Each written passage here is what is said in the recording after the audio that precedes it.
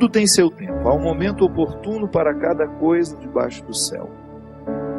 Tempo de nascer, tempo de morrer, tempo de plantar, tempo de arrancar o que foi plantado, tempo de matar, tempo de curar, tempo de destruir, tempo de construir, tempo de chorar, tempo de rir, de lamentar, de dançar, tempo de espalhar pedras e tempo de as ajuntar, tempo de abraçar e tempo de afastar-se dos braços, tempo de procurar, tempo de perder, tempo de guardar, tempo de jogar fora, tempo de rasgar e tempo de costurar, tempo de calar e tempo de falar, tempo do amor, tempo do ódio, tempo da guerra, tempo da paz.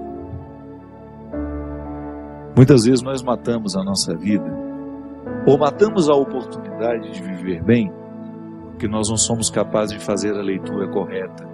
O que o tempo está nos pedindo? Cada dia o tempo vai nos pedir alguma coisa. E é esse olhar atento que vai dando a gente essa condição, essa clareza de perceber o que de fato hoje grita pelo meu nome. Qual é a realidade hoje que é inadiável? Às vezes nós somos tão negligentes na percepção disso, que às vezes nós desperdiçamos um mês, um ano, 10, 20, colocando o nosso empenho numa realidade que nem era para aquele momento. E é por isso que é tão interessante a gente desenvolver a habilidade de dizer não e de dizer sim, que essa é uma habilidade que só a maturidade nos traz. Que às vezes, porque somos imaturos, nós não sabemos nem dizer não, não sabemos olhar as urgências do tempo. Então a gente vive para agradar o outro. Antes de agradar o outro, você precisa perceber o que a vida está pedindo de você. Porque nem sempre aquilo que o outro, aquilo que você pode fazer para agradar o outro, está em consonância com aquilo que a vida está pedindo de você. Mesmo que para a gente crescer, nós temos que ter coragem de cortar muitas coisas. A Sagrada Escritura diz: tempo de matar, tempo de fazer nascer.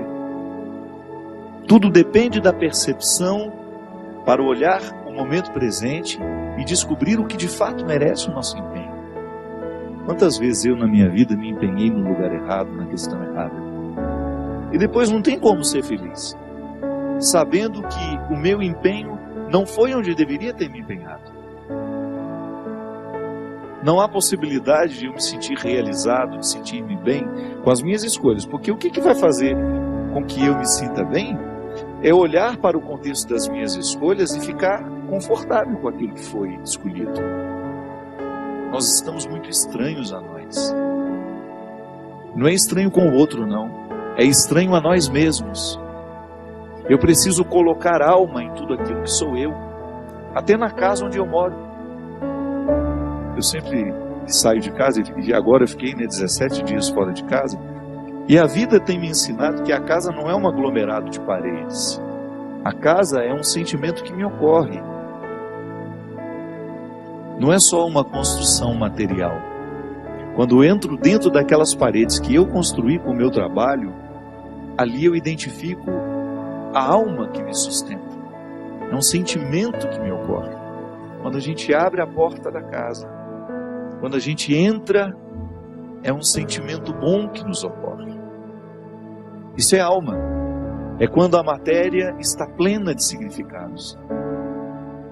É quando a gente começa a atribuir um significado que ultrapassa as paredes, os móveis, o jardim, o portão de entrada. E é interessante que a qualidade da nossa vida depende, está intimamente ligada à nossa capacidade de depositar a alma nas coisas. Eu não estou falando dessa alma, do significado mais profundo da nossa vida, dessa dimensão espiritual que me conecta com a eternidade. Não. Eu estou falando de tudo aquilo que vive e que faz sentido à matéria. Traz sentido àquilo que é material. Então a gente usa de maneira inadequada o termo alma. Perceber que os meus objetos estão perpassados por um significado que ultrapassa a matéria. Como dizia Rubem Alves, né? Existem coisas que são mais que coisas, são coisas que nos fazem lembrar. Isso é, virar um sacramental. Da mesma maneira como eu trago uma lembrancinha da viagem, aquilo é para mim apenas um sacramental de alguma coisa que foi boa, que foi vivida, que foi experimentada, que me fez bem. Na minha oportunidade de colocar alma neste corpo, nessa oportunidade única que eu tenho de viver diariamente bem a minha vida e assim inflar ar em tudo isso, da mesma maneira como eu percebo essa outra alma da minha casa quando chego de um sentimento que me ocorre. O viver bem, me trazendo a consciência de que hoje, quando eu observo as urgências da minha vida e me empenho, eu estou colocando alma no meu corpo. Agora, quando eu percebo que eu não estou fazendo, que eu não estou me empenhando para viver bem, eu estou sim fragilizando os recursos da minha alma, que são justamente para me ajudar a viver bem a própria vida do corpo. E nós muitas vezes negligenciamos a observância do tempo, como na Escritura que diz: tempo de chorar e tempo de rir. Há momentos que a própria vida te mostra a necessidade de chorar, de jogar para fora os seus excessos, de não ter medo da tristeza, de permitir que essa tristeza cave dentro de nós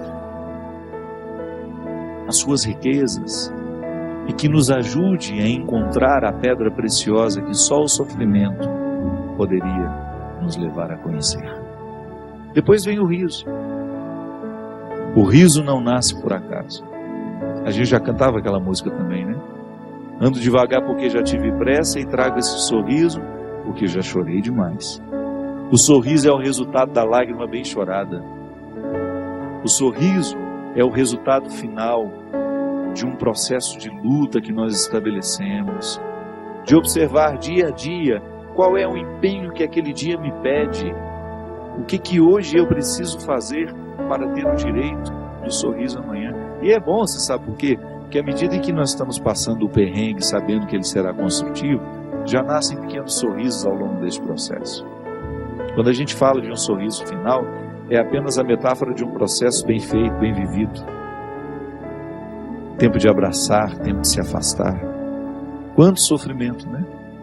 Em perceber o distanciamento como necessário ao crescimento do outro. É aquele filho que vai embora para estudar. Não dá para reter filhos. Por isso que é tempo de abraçar, é tempo de cuidar, é tempo de estar junto. E vai chegar um momento em que esse afastamento será necessário para o próprio curso da vida. Depois volta. Mas no primeiro momento a gente precisa do distanciamento. É a urgência do dia. Chegou a época, é preciso estudar. É preciso buscar um futuro fora daqui. Quando nós observamos o movimento do tempo e as suas urgências, a gente entra dentro do contexto de uma sabedoria irrenunciável à nossa realização humana. Tempo de rasgar, tempo de costurar. Se a gente não tem coragem, muitas vezes, de rasgar algumas realidades, depois jamais conseguiremos viver a libertação dela.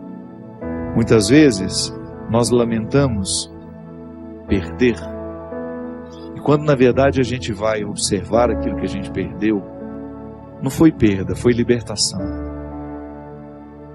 Quantos relacionamentos precisam ser rasgados para que depois eles sejam costurados do jeito certo? Fazer cair por terra todas as ilusões que nós temos do outro, ou todas as pretensões que nós julgamos em cima do outro. Não, o outro não tem que corresponder às minhas expectativas. O outro tem que ser ele. Nós precisamos viver o enfrentamento. O enfrentamento que depois vai provocar uma libertação em nós. A vida sempre vai pedir de nós calma, paciência, porque com pressa nós passamos por cima de todas essas necessidades e não somos capazes de reconhecê-las. Que às vezes a vida não está dando certo, é porque você nem sabe exatamente o que você está precisando.